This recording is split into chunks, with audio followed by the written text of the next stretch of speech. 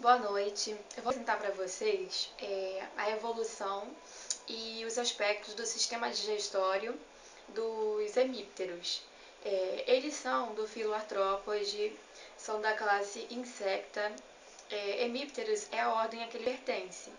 Ele tem a característica de possuir um exoesqueleto com essa caixa quitina, o que garante resistência e proteção contra micro-organismos patogênicos. Eles têm grande facilidade de adaptação ao ambiente, eles possuem tamanho pequeno, tamanho reduzido, apresentam metamorfose, apresentam também um tipo especializado de reprodução. Esses insetos chamaram a atenção por terem uma forma de alimentação bem diversificada. Eles abrangem nutrientes de organismos vivos ou mortos, como folhas, seiva, madeira, sangue, fungos também, néctar. Eles retiram a madeira do xilema e do floema das árvores. A ordem hemíptera, ela é bastante numerosa e ela está entre os hemimetábolos.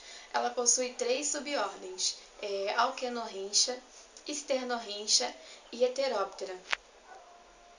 A ordem Alquenorrhyncha, ela possui famílias como Cicadoidea, que estão as cigarras, que são Cicadidae, Cercopoidea, são as cigarrinhas, são as representantes, Cercopidae, e temos também a subordem Sternorrhyncha, que apresenta Afidoidea, que são os Afidae, os pulgões. Temos Aleuroidea, a Lairidae, que são as moscas brancas. Temos Cocoidea, que é Cocidae, ou Lecanidae, que são as cochonilhas. Temos também a subordem Heteroptera, alguns representantes que eu estou falando. São os insetos, a ordem Heteroptera, temos insetos de dietas variadas. São hematófagos, predadores e fitófagos. Entre eles temos o Geromorpha, são os percevejos aquáticos, como Nepidae, Coryxidae. Temos também Semicomorpha, que estão entre os Semicidae, percevejos de cama. Temos também o Reduvidae, que são os barbeiros. Uma peculiaridade também bem bacana de falar que a subordem Sternorrhyncha e Alquenorrhyncha, elas utilizam como dieta plantas e elas são geralmente sugadores de seiva. A ordem dos insetos hemípteros, eles se destacam, são bem conhecidos por serem causadores de algumas arboviroses. Eles também causam enfermidades como a doença de Chagas e podem também causar grandes prejuízos devido a serem motivos de pragas agrícolas. Os hemípteros, eles não apresentam a membrana peritrófica que é comum em outros insetos. Ela foi substituída por membranas digestivas chamadas membranas perimicrovilares. Isso fez com que eles conseguissem explorar diferentes nichos ecológicos. As membranas perimicrovilares revestem as microvilosidades do intestino dos hemípteras. Essa membrana, ela reveste o alimento no intestino médio dos insetos e leva a uma compartimentação do processo digestivo. Essa compartimentação irá aumentar a eficiência da digestão, pois os sugadores de seiva eles têm dificuldades em conseguir adquirir os aminoácidos, as substâncias nutritivas para o seu desenvolvimento. A maneira mais simples de aumentar a absorção desses nutrientes é através da remoção da água da seiva, fazendo com que se formem as camadas de filtração. Essa membrana perimicrovilar ela é um dispositivo que funcionaria como uma bomba que removeria os íons de potássio do espaço perimicrovilar para dentro das células do intestino médio dos insetos. Desse modo, ela irá produzir ou não o gradiente do lúmen do intestino médio e o espaço perimicrovilar. Essa absorção desses aminoácidos, desses nutrientes, elas vão ser ajudadas por meios de carreadores apropriados. como o cotransporte de aminoácidos e íons de potássio na membrana perimicrovilar. Ela, como eu havia falado antes, ela pode causar pragas, né, em produções agrícolas. Um dos causadores desse tipo de caso é o Hemiptera sugador de insetos de algodão, o Disdercus peruvianus. Ele, no caso, a membrana perimicrovilar, ela também irá exercer uma função de prevenir a ligação inespecífica de material não digerível para dentro da membrana microvilar, hidrolases e proteínas de transporte. Ela vai permitir que os monômeros sejam produzidos, originando oligômeros do alimento. Somente com o fechamento desses carreadores de membranas na vizinhança da superfície da membrana perimicrovilar. Isso é importante para assegurar um final eficiente da digestão e absorção. Foram realizados estudos sobre o fracionamento celular do epitélio do ventrículo posterior de Rhodinus prolixus, um hemiptera da família Redovidae.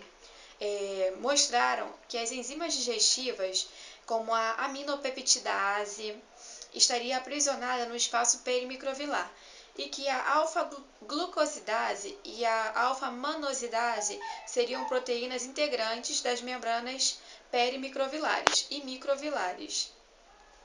De acordo com esses estudos, tivemos resultados onde mostraram que os oligopeptídeos, resultantes da digestão de proteínas do sangue pelas proteinases do tipo catepsinas, seriam transportadas para o espaço perimicrovilar, onde sofreriam a ação da aminopeptidase ali presente e os produtos seriam então absorvidos.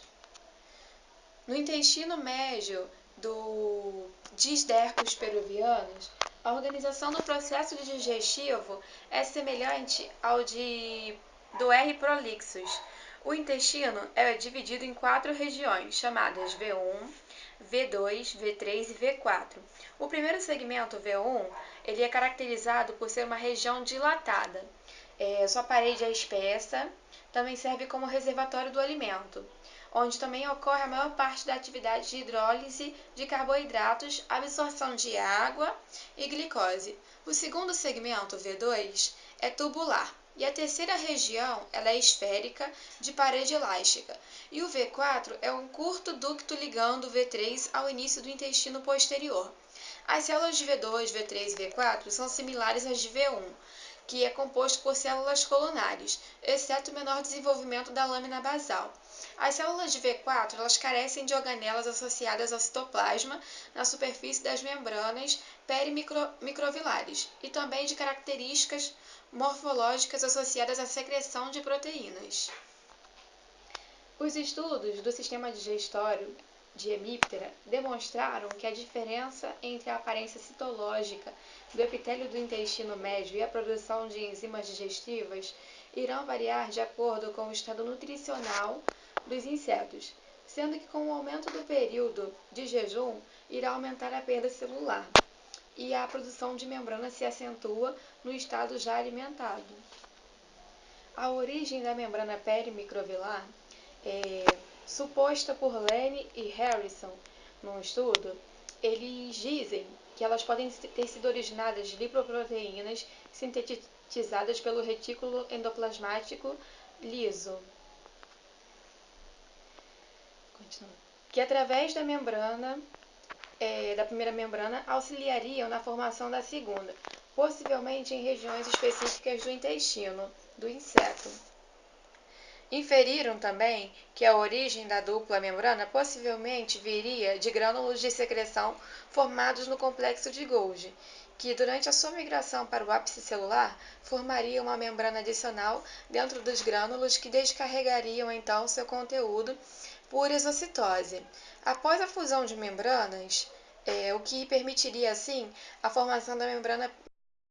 Essas características que eu falei no vídeo, né, foram bem interessantes mesmo para que esses insetos conseguissem, né, se promover, aumentando a sua espécie cada vez mais. E assim, é uma das classes mais populosas que existem. É uma das mais estudadas também. Ainda falta muita coisa para ser catalogado ainda. E assim, eu acredito que vocês vão gostar de saber algumas dessas curiosidades. E assim, meu nome é Viviane Souza. Eu sou aluna do curso de Biologia na Universidade de Unigran Rio. Essa matéria é do professor Wellington.